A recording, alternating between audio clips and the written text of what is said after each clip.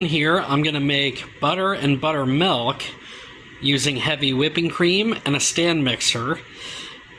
First thing you want to do is let the heavy whipping cream get to room temperature, or at least close to it, because the warmer it is, the faster the process will be. You can use a hand blender, but with this, I found that using a stand mixer is the most ideal.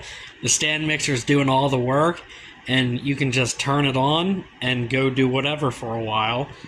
Now, as for what container you put the buttermilk or the butter in, that's up to you. Personally, I just use a plastic container. And this spatula, I'll show you why I use that later on during the process. Over there, I got a bowl with a strainer on it. That's for when the process is about done. I can just dump the buttermilk in there in the bowl, and then the strainer will catch any remaining butter.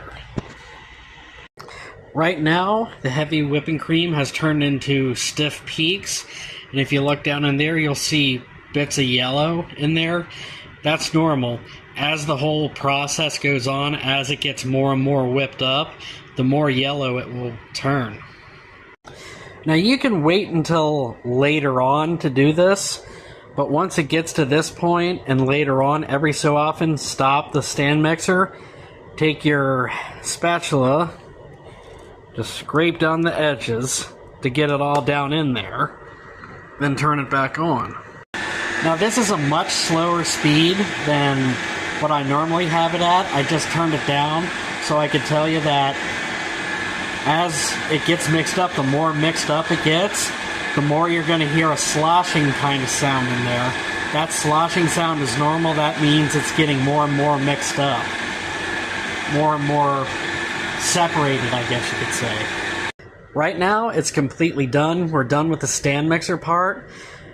What you do now, it's easier if you do a little bit at a time, but grab some butter, squeeze it. I don't know how well you can see it on this camera, but when you squeeze the butter, you'll see a little bit of buttermilk come out of the butter. Do that to make sure all the buttermilk is out of the butter. And the more buttermilk you get out of butter, the longer the butter will last.